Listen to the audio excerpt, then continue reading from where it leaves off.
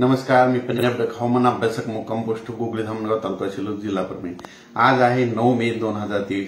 आपण मागच्या अंदाजात सांगितलं होतं की राज्यामध्ये 7 तारखेपासून पूर्व विदर्भातून पाऊस येणार आहे, 8 ला मराठवाड्याकडे जाणार आहे म्हणून हा अंदाज सांगितला होता आणि तसाच पाऊस पडला। 7 ला पडला पूर्व विदर्भात, 8 ला पश्चिम विदर्भात आणि आज 9 ला पडणार आहे मराठवाड्याकडे।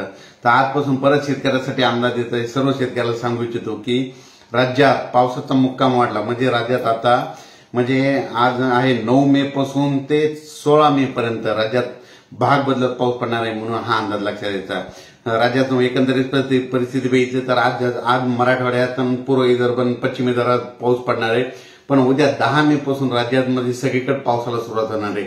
10 मे, 11 मे, 12, 13, 14, 15 मे पर्यंत राज्यात चांगला पाऊस पडणार आहे। सांगायचं झालं तर राज्यात आपण एक भागातून सुरुवात करू, म्हणजे 9 मे ते 15 मेच्या दरम्यान जवळपास सांगायचं झालं तर पश्चिम महाराष्ट्रात खूप पाऊस पडणार आहे, तिकडे ऊसाचं पाणी वाटणार आहे, म्हणून त्या शेतकऱ्यांना हळदीची आणि कांद्याची काळजी घ्यावी। त्याच्यानंतर कोकण पट्टीत देखील चांगला पाऊस पडणार आहे, म्हणून त्या शेतकऱ्यांनी आंब्याची काळजी घ्यायची।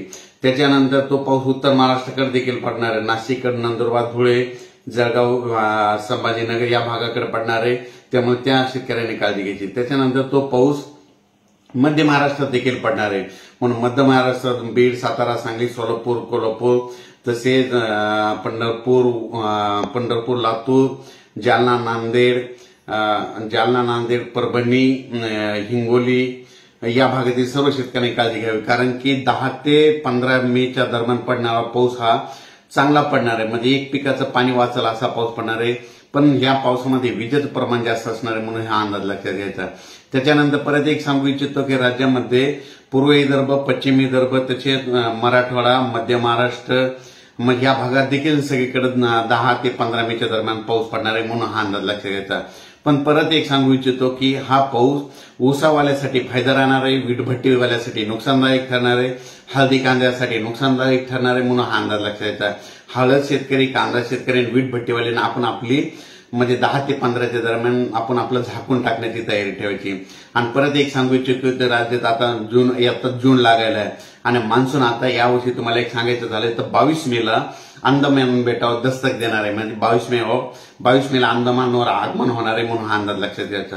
म्हणजे ही एक शेतकऱ्यासाठी चांगली बातमी। 22 मेला अंदमानात मान्सून येणार आहे, तिथून जवळपास महाराष्ट्राकडे यायला 20 दिवस लागते, म्हणजे 8-9 जूनच्या दरम्यान तो पाऊस आपल्याकडे तो येऊ शकतो, म्हणून पण पोषक वातावरण 22 मेला अंदमानात होणार आहे, म्हणून हा अंदाज लक्षात घ्यायचा।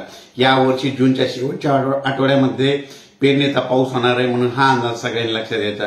म्हणजे यावर्षी जूनच्या शेवटच्या आठवड्यात पेरण्या होतील, म्हणून ही देखील शेतकऱ्यासाठी चांगली बातमी आहे। जुलै महिन्यात जास्त पाऊस पडणार आहे, ऑगस्ट महिन्यात कमी पडणार आहे, सप्टेंबर ऑक्टोबरमध्ये जास्त पडणार आहे, म्हणून हा अंदाज लक्षात द्यायचा।